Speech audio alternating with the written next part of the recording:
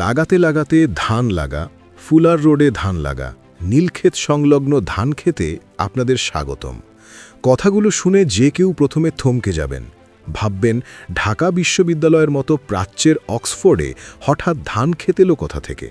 অবাক করার বিষয় হল, সামাজিক যোগাযোগ মাধ্যমে ভাইরাল হওয়া এই বিস্ফোরক কথাগুলো অন্য কারো নয়, খোদ ঢাকা বিশ্ববিদ্যালয়ের নবনিযুক্ত উপাচার্যের আপন ছেলের। আজকের এই বিশেষ প্রতিবেদনে আমরা ঢাকা বিশ্ববিদ্যালয়ের উপাচার্য পরিবর্তন নিয়ে এমন কিছু চাঞ্চল্যকর তথ্য এবং পর্দার আড়ালের রাজনীতি বিশ্লেষণ করব, যা দেশের শিক্ষাঙ্গনের ভবিষ্যৎ নিয়ে গভীর এক প্রশ্নচিহ্ন তৈরি করে।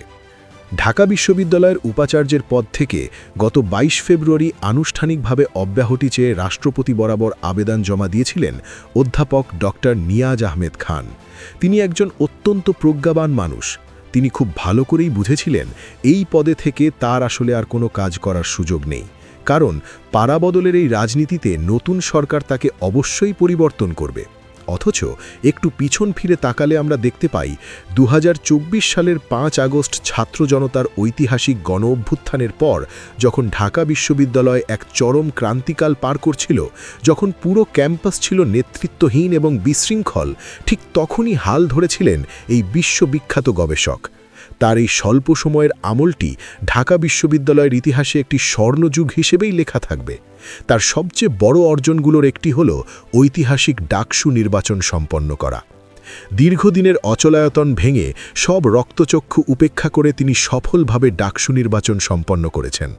এই নির্বাচনের মাধ্যমেই ভিপি হিসেবে উঠে এসেছেন ছাত্র শিবিরের সাদিক কায়েমের মতো তরুণ ছাত্রনেতারা।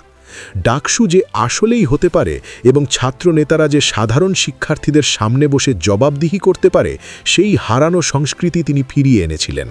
ক্যাম্পাসে এক অভূতপূর্ব জাগরণ তৈরি হয়েছিল। শুধু তাই নয়, ঢাকা বিশ্ববিদ্যালয়ের গবেষণা খাতে তিনি এনেছিলেন এক আমূল এবং বৈপ্লবিক পরিবর্তন।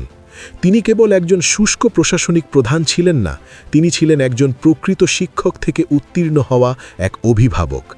নিজে বিশ্ববিদ্যালয়ের কেন্দ্রীয় মসজিদে ইমামতি করতেন, যা শিক্ষার্থীদের মনে তার প্রতি এক গভীর শ্রদ্ধাবোধ তৈরি করেছিল। শিক্ষার্থীদের কাছে তিনি ছিলেন একজন সত্যিকারের অভিভাবক, বিপদের বন্ধু এবং বড় ভাই। তার বিদায়ে আজ পুরো ক্যাম্পাসে কান্নার রোল পড়েছে। ভিপি সাদিক কায়েম থেকে শুরু করে সাধারণ শিক্ষার্থীরা আজ এক চরম শূন্যতা অনুভব করছেন। নিয়াজ আহমেদ খানের মতো একজন বটবৃক্ষসম অভিভাবকের বিদায়ে যখন পুরো ক্যাম্পাস শোকাচ্ছন্ন, ঠিক সেই মুহূর্তে নতুন ভিসি হিসেবে নিয়োগ পেলেন বাংলাদেশ ওপেন ইউনিভার্সিটির সাবেক উপাচার্য এবং ঢাকা বিশ্ববিদ্যালয়ের পদার্থবিজ্ঞান বিভাগের অধ্যাপক ডক্টর ABM ওবায়দুল ইসলাম। তার এই নিয়োগের খবর প্রকাশে আসার পরপরই ক্যাম্পাসে সমালোচনার ঝড় উঠেছে। তাকে অনেকেই পার্ট টাইম শিক্ষক এবং ফুল টাইম রাজনীতিবিদ বলে আখ্যা দিচ্ছেন। এই আখ্যার পেছনের কারণগুলো অত্যন্ত স্পষ্ট এবং দৃশ্যমান। তিনি বাংলাদেশ জাতীয়তাবাদী দল বিএনপির কেন্দ্রীয় কমিটির একজন হেভিওয়েট নেতা এবং শিক্ষা বিষয়ক সম্পাদক। সদ্য সমাপ্ত জাতীয় নির্বাচনে তিনি বাগেরহাট ৪ আসন থেকে ধানের শীষ প্রতীকে নমিনেশন চেয়েছিলেন। নমিনেশন না পেলেও দল তাকে নিরাশ করেনি। এখন তাকে বসানো হয়েছে ঢাকা বিশ্ববিদ্যালয়ের মতো দেশের সর্বোচ্চ বিদ্যাপীঠের ভিসির চেয়ারে। তবে সবচেয়ে বড় বোমাটি ফাটিয়েছেন নবনিযুক্ত এই ভিসির আপন ছেলে রাতুল। বাবার এই নিয়োগ নিয়ে তিনি ফেসবুকে একের পর এক এমন সব পোস্ট করেছেন, যা দেশের রাজনৈতিক অঙ্গনে রীতিমতো ভূমিকম্প সৃষ্টি করেছে। রাতুলের মতে, যেখানে ৫ আগস্টের ছাত্র জনতার প্রধান দাবি ছিল একটি সম্পূর্ণ রাজনীতিমুক্ত ক্যাম্পাস, সেখানে জিয়া পরিবারের একজন অন্ধ উপাসক এবং বিএনপির মূলধারার রাজনীতির একজন সক্রিয় নেতাকে ভিসি হিসেবে নিয়োগ দেওয়াটা অত্যন্ত অদূরদর্শী এবং হঠকারী একটি সিদ্ধান্ত। ছেলের বর্ণনায় উঠে এসেছে বাবার এক ভয়ঙ্কর রূপ। রাতুল তার ফেসবুক পোস্টে স্পষ্ট ভাষায় লিখেছেন, trust me when I say this man has zero sense of accountability. এর সোজা বাংলা অর্থ হল, এই মানুষটির জবাবদিহিতার ন্যূনতম কোনো বোধ নেই।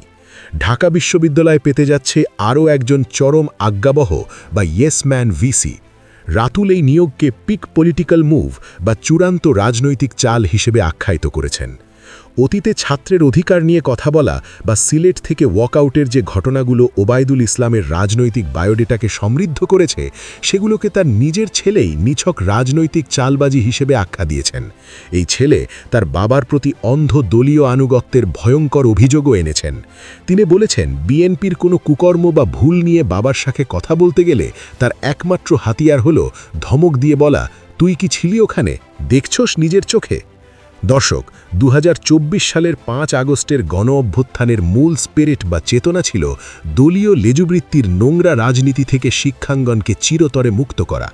ডক্টর নিয়াজ আহমেদ খান ঠিক সেই লক্ষ্যেই নিরলসভাবে কাজ করে যাচ্ছিলেন। কিন্তু ডক্টর ওবায়দুল ইসলামের এই নিয়োগ চোখে আঙুল দিয়ে প্রমাণ করে বাংলাদেশের রাজনীতিতে আসলেই শেষ কথা বলে কিছু নেই।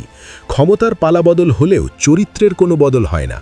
ছেলের ভাষায় বলতে গেলে পুরো ক্যাম্পাসেই কি এবার ধানের আবাদ হতে যাচ্ছে? ঢাকা বিশ্ববিদ্যালয় কি মেধা, মনন এবং বিশ্বমানের গবেষণা কেন্দ্র থেকে পদস্খলিত হয়ে পুনরায় কোনো নির্দিষ্ট দলের এজেন্ডা বাস্তবায়নের হাতিয়ারে পরিণত হতে চলেছে? যেখানে একজন আপন ছেলে নিজের বাবার রাজনৈতিক অন্ধত্ব এবং জবাবদিহিহীনতা নিয়ে প্রকাশ্যে এত বড় প্রশ্ন তুলেছেন, সেখানে ঢাকা বিশ্ববিদ্যালয়ের হাজার হাজার সাধারণ শিক্ষার্থী এই নতুন ভিসির কাছ থেকে কতটা নিরপেক্ষতা আশা করতে পারে তা এখন আর কারো কাছেই বোধগম্য নয়। পুরো চিত্রটা যখন আমরা খণ্ডিতভাবে না দেখে এক ফ্রেমে বাঁধি, তখন যে ভয়ঙ্কর সত্যটা বেরিয়ে আসে তা যে কোনো বিবেকবান মানুষকে শিউরে ওঠার জন্য যথেষ্ট। একটু চোখ কান খোলা রেখে দেশের শীর্ষ বিশ্ববিদ্যালয়গুলোর এই নিয়োগগুলোর দিকে তাকালেই যেন স্পষ্ট বোঝা যায় ক্ষমতায় বসা দলটির ভেতরে তুলনামূলক শিক্ষিত, আন্তর্জাতিক মানের গবেষক এবং নিরপেক্ষ গুণী মানুষের কত বড় আকাল চলছে। এখন আপনি যদি দেশের শীর্ষ বিশ্ববিদ্যালয়গুলোতে নিয়োগ পাওয়া এই উপাচার্যদের দিকে একটু গভীরভাবে নজর দেন, দেখবেন তাদের একাডেমিক প্রোফাইলের চেয়ে তাদের রাজনৈতিক প্রোফাইল বা দলীয় বায়োডেটা অনেক বেশি ঝলমলে এবং দীর্ঘ। ঢাকা বিশ্ববিদ্যালয়ের ভিসি হলেন খোদ বিএনপির কেন্দ্রীয় শিক্ষা সম্পাদক। এটা তো আপনারা এতক্ষণে জানলেন, কিন্তু এখানেই শেষ নয়। উত্তরের অক্সফোর্ড খ্যাত রাজশাহী বিশ্ববিদ্যালয়ের দিকে তাকান। সেখানে ভিসির মর্যাদাপূর্ণ চেয়ারে পরম যত্নে বসানো হলো জিয়া পরিষদের সাধারণ সম্পাদককে। আর প্রাকৃতিক সৌন্দর্যে লীলাভূমি চট্টগ্রাম বিশ্ববিদ্যালয়ের ভিসির পদটি যেন উপহার হিসেবে তুলে দেওয়া হলো জাতীয়তাবাদী শিক্ষক ফোরামের সহভাষাপতিকে। এই প্রতিটি নিয়োগই প্রমাণ করে দলীয় আনুগত্যই এখন যোগ্যতার একমাত্র মাপকাঠি। তবে সবচেয়ে বড় ট্র্যাজেডি বা সাধারণ শিক্ষার্থীদের সাথে সবচেয়ে বড় বেইমানির ঘটনাটি ঘটেছে খুলনা প্রকৌশল ও প্রযুক্তি বিশ্ববিদ্যালয় বা কুয়েটে। যে ভিসি মাসুদকে সাধারণ শিক্ষার্থীরা দিন-রাত তুমুল আন্দোলন করে রক্ত ঘাম ঝরিয়ে পুলিশের লাঠিপেটা খেয়ে ক্যাম্পাস থেকে বিতাড়িত করেছিল, সেই ছাত্র প্রত্যাখ্যাত এবং দুর্নীতিগ্রস্ত মাসুদকেই আবারও অত্যন্ত নির্লজ্জভাবে কুয়েটের ভিসি হিসেবেই পুনর্বহাল করেছে বর্তমান সরকার। এই ঘটনাটি শিক্ষার্থীদের মনে চরম ক্ষোভ এবং হতাশার জন্ম দিয়েছে। দর্শক, দেশের উচ্চশিক্ষার এই পুরো নিয়োগ প্রক্রিয়া এবং ক্ষমতার পালাবদলের এই নগ্ন রূপ দেখে একটা বিষয় আজ একদম দিনের আলোর মতো পরিষ্কার।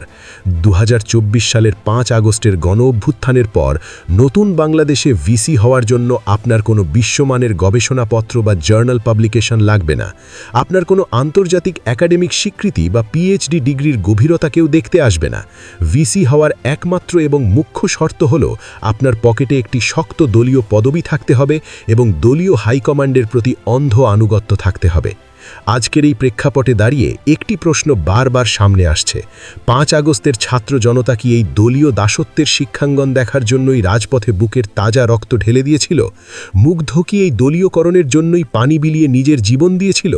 এই প্রশ্নটি আজ শুধু আমাদের একার নয়, এদেশের কোটি কোটি সাধারণ শিক্ষার্থীর এবং তাদের উদ্বিগ্ন অভিভাবকের। শিক্ষাঙ্গনের এই নির্লজ্জ দলীয়করণের কফিনে শেষ পেরেক ঠোকার আগেই কি এদেশের ছাত্র সমাজ আবারও জেগে উঠবে, নাকি এই নীরব ধ্বংসাযজ্ঞ এভাবেই দিনের পর দিন চলতে থাকবে এবং আমরা কেবল চেয়ে চেয়ে দেখব? এই দলীয়করণের বিষবাষ্প যদি এখনই থামানো না যায়, তাহলে অচিরেই দেশের উচ্চশিক্ষা ব্যবস্থা এক গভীর অন্ধকারের অতল গহ্বরে তলিয়ে যাবে, যেখান থেকে ফিরে আসার আর কোনো পথ খোলা থাকবে না।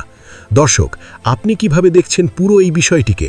ঢাকা বিশ্ববিদ্যালয় সহ দেশের শীর্ষ বিশ্ববিদ্যালয়গুলোতে এই দলীয় নিয়োগ নিয়ে আপনার মতামত কি?